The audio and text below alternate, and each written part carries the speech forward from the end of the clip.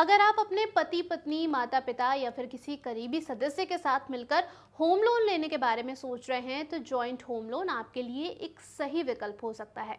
Joint home loan का मतलब होता है कि दो या दो से ज़्यादा लोग एक साथ मिलकर लोन लेते हैं और प्रॉपर्टी के वो मालिक भी हो जाते हैं। इससे ना सिर्फ लोन की जो राशि होती है वो बढ़ती है, बल्कि आपको टैक्स में भी यहाँ पर अच्छे खासे फायदे मिलते हैं।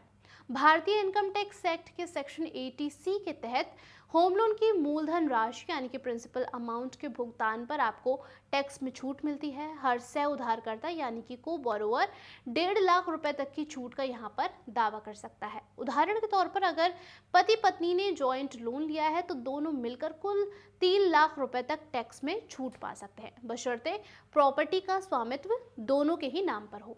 इसके अलावा सेक्शन 24B के तहत होम लोन पर जो ब्याज चुकाया जाता है उस पर भी टैक्स में छूट मिलती है। प्रत्येक सह उधारकर्ता 2 लाख रुपए तक की छूट का यहाँ पर लाभ उठा सकता है, यानी कि जॉइंट होम लोन में दोनों को मिलकर 4 लाख रुपए तक के ब्याज भुगतान में छूट यहाँ पर मिल जाती है।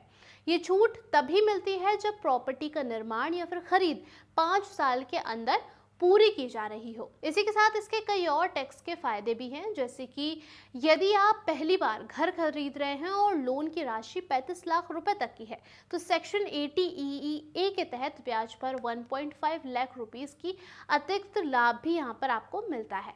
ये लाभ भी हर सह उधारकर्ता के लिए अलग अलग हो सकता है, बशर्ते यहाँ पर कुछ शर्तें भी रखी गई हैं, जैसे कि टैक्स छूट तभी मिलेगी जब सभी सह उधारकर्ता संपत्ति के सह मालिक हों और उनका शेयर पहले से तय किया गया हो। साथ ही लोन की EMI भी हर सह उधारकर्ता के हिस्से के मुताबिक चुकाए जाने चाहिए।